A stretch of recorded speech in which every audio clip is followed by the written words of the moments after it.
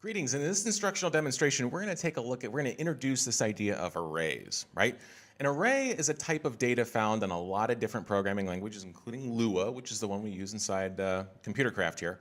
And arrays are basically a type of data that hold several other different types of data, okay? And basically what you do is an array has, you can think of an array as, so for instance, if a variable is just sets aside a box in computer memory, and inside that box you store some kind of value, well, an array is a whole array of boxes, okay? It's a whole array of boxes, and each slot can contain not only just a different value, but a different type of data. And so let's go ahead and go inside in-world here, and I'll show you an example of what we're talking about here. So what we could do is we can come in here and say something like, I'll just create a new program. I'll call it array intro. And I'm going to go ahead and create a variable here, and I'm going to call it items.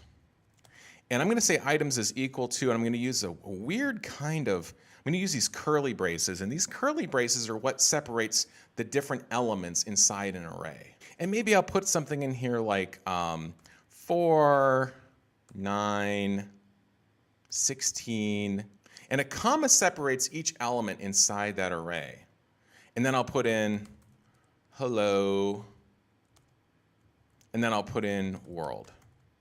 And in so doing, I've just created an array. The name of the array is items, and it has multiple elements. And I want you to think of each one of these, everything in between the comma is an index, all right? And the way that Lua does this is the very first slot, the very first thing that's stored before the first comma is index 1. That's kind of like its address, right? And then the next thing is index 2, and then 3, and then 4, and then 5. So this array named items has 5 elements. The first 3, in index 1, index 2, index 3, I have what kind of data type? Number, right? And then in index 4 and 5, I have what kind of data type? String, right? So then what I can do is I can come down here and I can say something like print. Now watch this. If I say print items, just go ahead and print items for me. What happens here? Well, let's take a look.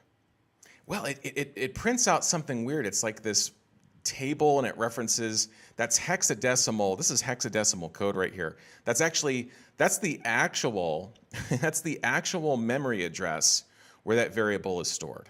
And that's weird. Like, why is it doing that? Why would it look like that? Well, let's go back in. What I'm doing is I'm actually printing the location in memory of that array. What I really want to do here is I want to print one of the indexes. So what happens if I put in items, and I'm going to use these square brackets, and that's where I can actually put in. What happens if I put in items 4? I'm going to reference a particular index of the items array. What do you think is going to print here? Well, let's test it. I'm going to go ahead and save. I'm going to exit, and I'm going to run it, and I get hello. Absolutely. And the reason why I get hello is because 1, 2, 3, and the 4th index of that items array is the string hello.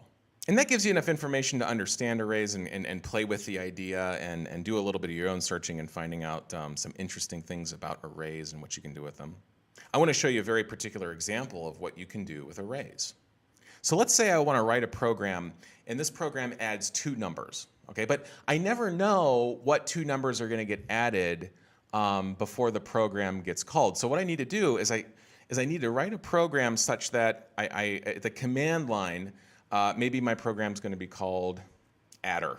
Okay, and what I want to be able to do is run the program adder. And so typically we would run the program adder and hit enter, and then we would set up the variables inside the program. But this is the problem. I don't know what 2 numbers the user is going to want to add until they run the program. So what I need to do is I need to give that program parameters at the command line. I need to be able to say adder space 2 space 4 and have it spit out 6. Okay? And then if 2 other numbers need to get added besides 2 and 4, maybe it's 56 plus 229. Then they would put in adder space 56 space 229. I want to provide the parameters for my program at the command line. How do I do that? Well, one of the ways that I do that is using arrays. Let's go ahead and take a look at that. So I'll come in and say edit adder, and we'll start a new program.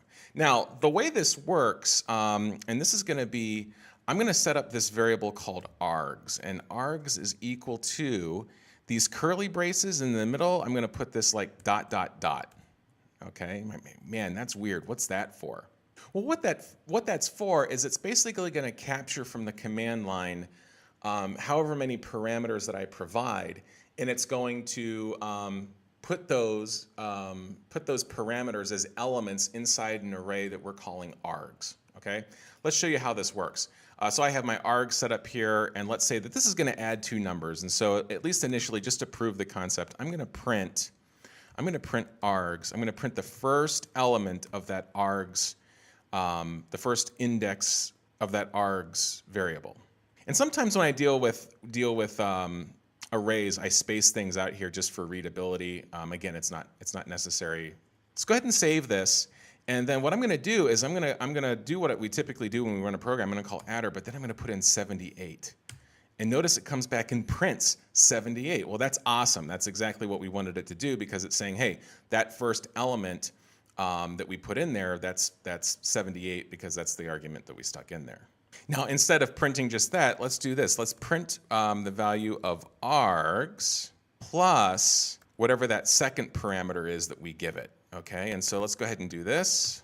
And then I can call adder, and I'll say 8 and 9, and I get 17. That's exactly what I wanted to have happen. There's a use for arrays where when you want to bring in arguments from the command line, you can use the array to do exactly that kind of thing.